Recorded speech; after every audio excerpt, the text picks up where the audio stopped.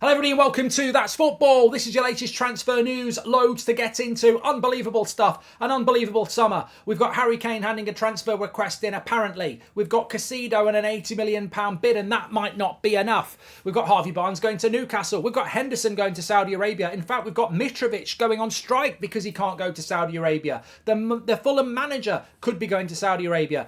Is Saudi Arabia now destabilising the Premier League? Is it getting too much? Not from a financial point of view, but just from the exodus from the Premier League. We'll be talking about that. It's an unbelievable summer. That's all I can say to start off with. Unbelievable summer. I haven't known a summer this unbelievable since 1996 when I went round my friend's house into the back garden and there was his mum topless sunbathing. Unbelievable stuff. But anyway, let's get into it. Harry Kane. Harry Kane again. Transfer request. This is coming in from Gary Jacob, who's a journalist, saying that Bayern, Harry Kane is interested in Bayern, and he has told Spurs he will not be signing a new contract. This effectively is a transfer request from Harry Kane. If he's telling Spurs he won't sign a new contract, and he's telling Spurs I'd like to go to Bayern Munich, he's putting the ball firmly into the Spurs penalty spot, and it's about where they want to put it. Do they want to miss or do they want to score? And what is missing and what is scoring?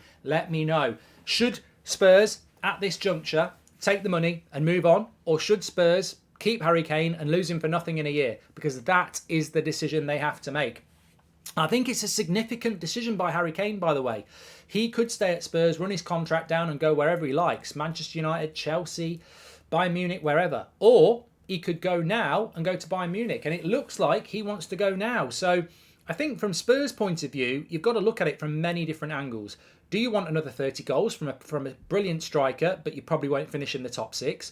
Or do you want £80 million and you start your rebuild?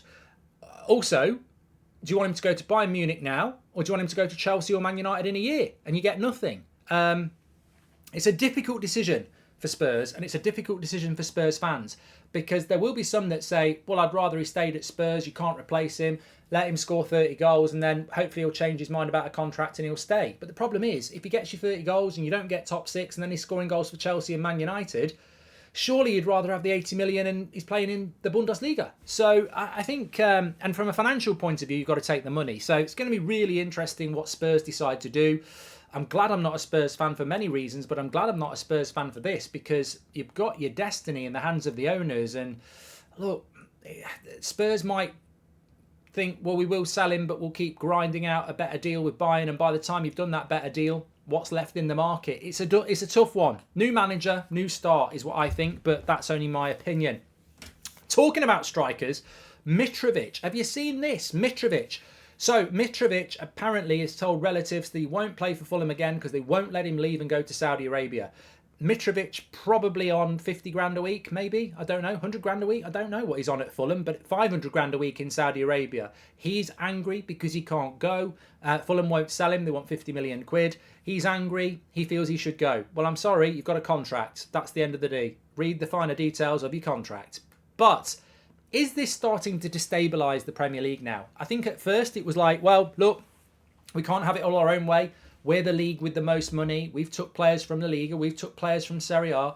And now Saudi Arabia are taking players from the Premier League because they've got more money. But at what point does football become too materialistic? It already is got no morals. It already is about greed. But when you've got players who want to leave a competitive league to go and play in the Saudi Arabian league because they can make life-changing money, basically these footballers that you idolise are just money merchants. I mean, and there's nothing wrong with that. There'll be people say there going, well, so what? I'd do the same. I'm not judging them on that. What I'm saying is, we pride ourselves on having the most competitive and best league in the world, and some of the players that make it that are going, don't want to be part of this competitive league. I want to go into this league where I can make life-changing money and just play football and make life-changing money. It's a wake-up call to those fans that think players are on their level, that think players do this for the love of their club or anything else. They do it for money, and the players that want to do it for money are being exposed for that. That's not a reason to dislike them. If you were in that position, like Mitrovic or Jordan Henderson, would you do the same? 50 grand a week to 500 grand a week. It's a lot of money, you are rich for the rest of your life. You sit around your swimming pool in your mansion 10 years' time and you're set for life. You're not a footballer anymore anyway. But I think the myth of the Premier League is breaking down. I think the myth that we've got the best league in the world with the best competition and everyone wants to play here, it's breaking down. The Champions League, it's breaking down. Serie A, La Liga, it's breaking down. Players are going and going, this is life-changing. Managers are going and going, this is life-changing. Marco Silva of Fulham is one of the best managers in the Premier League. Could be off to Saudi Arabia. Mitrovic, outside of the top 6, is probably the best striker in the league, arguably. Off to Saudi Arabia. Jordan Henderson, whatever you think about Jordan Henderson, whatever you think about the morals and the things that he's done in the past, off to Saudi Arabia.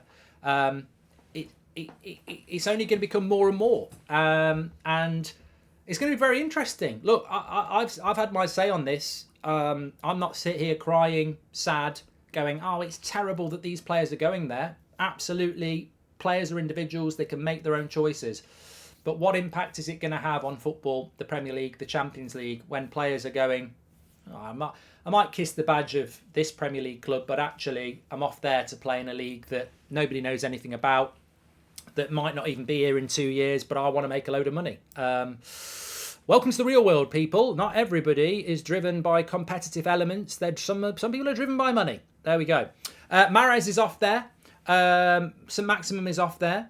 I think this opens up a very interesting question about Manchester City in relation to the competitive element of the Premier League. Some people think that there might be a vulnerability to Manchester City this summer and next season. Is it time for an Arsenal, a Liverpool, maybe a Man United or a Newcastle to pounce and actually grab a Premier League title? Arsenal fans are genuinely starting to get excited.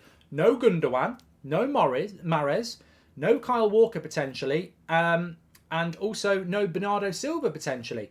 They are 4 key players for Man City. All right, Vardial's come in.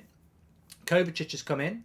Pep Guardiola is the master of just tweaking his team. Jesus, Sterling, Zinchenko go out. They go and win a treble. But are Man City vulnerable? Or do you think there's a De Jong or something ridiculous coming into that Man City side to replace these players that are leaving? At the moment, there could well be a vulnerability to Manchester City. But on the other hand, have they not been in this position before and then gone on and won the league? Get your comments in relation to that. For Chelsea, the Caicedo deal rolls on. £70 million rejected. £80 million bid going in now. With add-ons, will this be enough to make Brighton blink and allow the deal to happen? I'd be stunned if it wasn't. I'll be stunned if it wasn't. If £80 million plus add-ons to get to £100 million is not enough to get Caicedo out of Brighton, then Chelsea are in a big problem here. And now maybe Brighton are going to say we want £100 million. But that is a lot of money. Caicedo, I like. I would not want Man United to be offering £80 million plus add-ons for him. He is not worth that amount of money. Brighton is worth what they want to ask for, and he's worth what Chelsea are willing to pay. But this is an interesting battle that no one else is going to get involved in. Liverpool, Man United, Man City, Arsenal, they're never going to get involved in this battle. It's Chelsea, Brighton, and it's how high Brighton want to push Chelsea to. I think 80 million plus add-ons is a brilliant deal for Brighton, by the way. They might push it even more. So watch this space. It's going to be very interesting. Another interesting signing for Newcastle. Tonali, good signing. Gordon, last season, don't know. Harvey Barnes now coming into Newcastle. Again, this to me is an Eddie Howe signing. Eddie Howe brings players like Dan Burn in, gets the best out of them. Trippier in, gets the best out of them.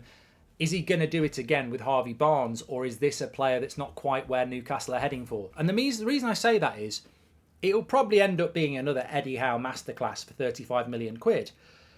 But is Harvey Barnes a top 4 player? And that's what Newcastle are meant to be. And I suppose that's going to be the interesting thing here. Newcastle are a top 4 club. They're in the Champions League. Is Harvey Barnes a top 4 Champions League player? That's the question mark for me. He's had the potential to be in the past, but is he that type of a player? Or is he just a bench player that, support with, squad player? And I think that's going to be really interesting. Is he worth £35 million? I think Harvey Barnes is a really interesting player. Not particularly good season last year, but the manager has to be backed. And I think these are the sort of signings over the next year or two that will dictate how long Newcastle keep Eddie Howe in charge. If he keeps buying these sort of players and they keep going up a level, he will stay. If he starts buying these sort of players and they stagnate or drop, I think that's when Newcastle look and go, look, we want to be the best, and ultimately maybe you're not the right man. So, look, be interesting to keep an eye on that one. Obviously, Vardy Stein for Manchester City. We've said that. Jordan Henderson is going to go to Saudi Arabia. We've said that as well. Just so much going on, and you'd expect that in a transfer window, of course. We've been expecting this for a while, but things are certainly starting to hot up. Get your comments in on everything below. Make sure you smash a like on the video and subscribe. I'll speak to you on the next one.